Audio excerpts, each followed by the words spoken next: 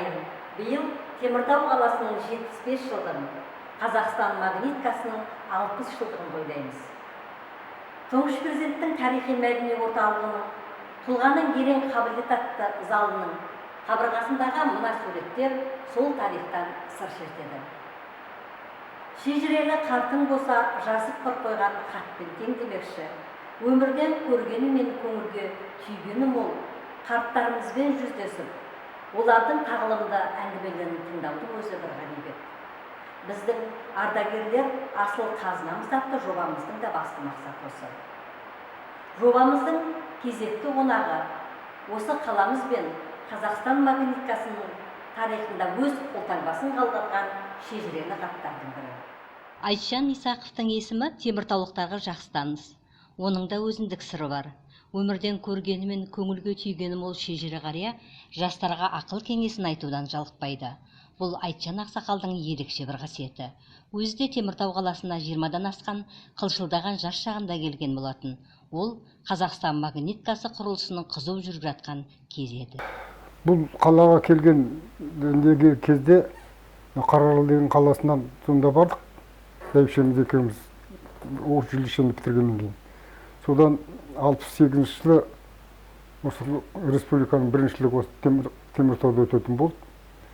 Содан сол осында келіп, облыстың біріншілігінен ұтып, республиканың бірінші осында сборныйға қалды. Сол бұл 68 жылы майдың аяғында.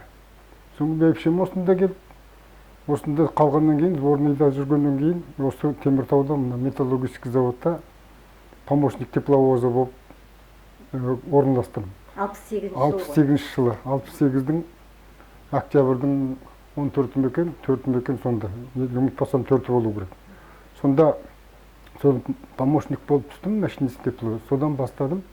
Шет ауданының Қарабұлақ ауылының тумасы металлургтер қаласына үлкен бір арман жетегінде келді.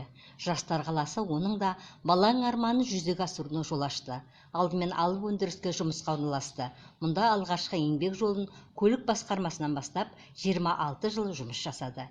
Кейін мырышпен қыздырып қаптау цехына ауысады. Осылайша 40 жыл аянбай еңбек етті. Отбасын асырап, ұрпағын жеткізіп, қатарға қосты. Мақсат енді сол спортпен келгеннен кейін осында қалдым. Осында қалғаннан кейін сборныйға қалдым ғой. Сборныйсы Қазақстанда. Енді Союзға бару үшін. Ол көрді енді біз анау Қаражал тұрғанда пәтеріміз де болған жоқ, жағдайымыз да болған жоқ. Енді біз шешесіз өскен адамдар, бір қолымызда кішкентай бала болды. Үлкен ұлым өзіңізге белгілі. Енді қайда барамыз? Осы жерде мынандай жағдай туып осындай маған қолдап атқанда, оны жаңағы помощникке түсірген маған ықпал болған Нишипуренко деген. Содан кейін енді қайда барамыз? Осы жерден пәтер алғыдам, өйтем-бүйтем жұмысқа, самый главный, ең бастысы жұмысқа түсу еді. Жетімдіктің тауқыметін жастайынан тартып өскен Айтжан Қармалақұлы бар жетістікке өзінің еңбекшілдігімен ізденімпаздығының арқасында жетті. Өзін-өзі тәрбиеледі, өзін-өзі жігерлендіре білді. Жүрегінде оты бар жанға тағдырда Ақселеу Сейдімбеков секілді аяулы жанды кездестіреді. 70-ші жылдар Ақселеудің қолына түстім. Ақселеудің қолына түсіп, бір тамада болып жүргенде, сол кісі ол кісі мендей болып өскен екен, өмірбаян мына жерде жазулы. Сол кісі мені 10 класты бітіртіп, мынау каргоға экзаменсіз түсірді. Заводшыға. Ақселеу Сейдімбеков. Соны мен 60 жасында қорғадым, Астанада жүріп. Қандай тақырыпта? Вот исторический факультет қой. Тарихи неден күлді қазір. Енді сол қазір мына кітаптардың бәрін оқып, әрі қарай жалғастырып, енді Ақселеу қасымда болған жоқ. Соның тәлімі, тәрбиесі, оқушының жаңағы мынау үлкендердің арасында жасы кіші болса үлкен болып сөйлеуі. Оның мына Жәнібек Әрменов екеуінің Жәнібек ән айтады, Ақселеу тамсанады деген сөз бар ғой, оны естідіңіз жүрсіңдер. Сондағы бұл екеуінің енді мен соған ұқсау керек болды ғой. 70-тің жетеуіне келген ақсақал әлі күнге спорттан қол үзбеген. 24 жасында бастаған спорт ақсақалдың өмірлік серігіне айналған. 1968-69 жылдары халықаралық жастарда топ жарып, 1977 жылы Мәскеуде өткен, ал 1978 жылы Ленинград қаласында өткен халықаралық жарыста жеңімпаз атанып, спорт шебері атанды. Бүгінде 12 дүркін әлем чемпионы Айтжан Исақовтың жетістігін қайталаған спорт ардагері кемдеген болар. Ақсақал әлі күнге спорттан қол үзбей келеді.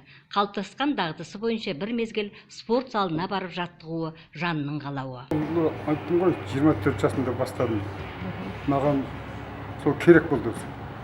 Өзімнің жаңағы ол уақытта мен артыма із қалады деп қалдырам деп ойлағам жоқ.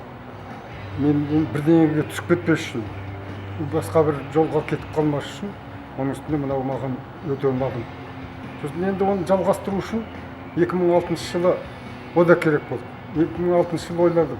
Енді артыма бір із қалдыруым керек қой. Бірдеңе жұмыс тартып әскерге істесін орындаған мәстерліктер анау бәрі қалады, ұмытылады. Мынау деген ұмытылмайтын өзімнің денсаулығыма, оның ішінде кейінгі жастарға үлгі болсам екен дегендей. Үлгі қыла ма, қылмай ма, Құдай біледі ғой, әркім өзінің несіне етеді ғой. Бірақ дәл өзіме өте жақсы. Бұнсыз мен өмірім жоқ сияқты болып көрінеді. Қазір күнде ардагер спортшы тағы бір додалы сайысқа әзірлік жасауда. Биыл Теміртау қаласының 75 жылдық мерейтойына арналған республикалық жарыс Металлургтер қаласының аясында өткізілмекші.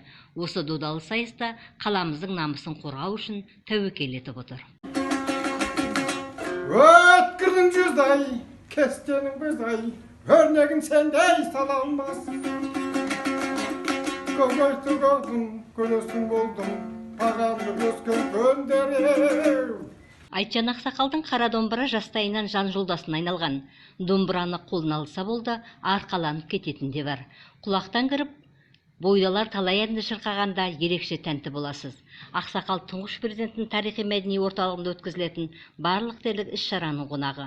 Жастарға мен кездесіп, өзінің көңілге түйгенімен ой бөлісуге қашанда уақыт табады. Шежіре қария отбасында жұбайы шаруарымен екеуі 2 ұл өсіріп, 5 немере сүйіп отырған бақытты жандар.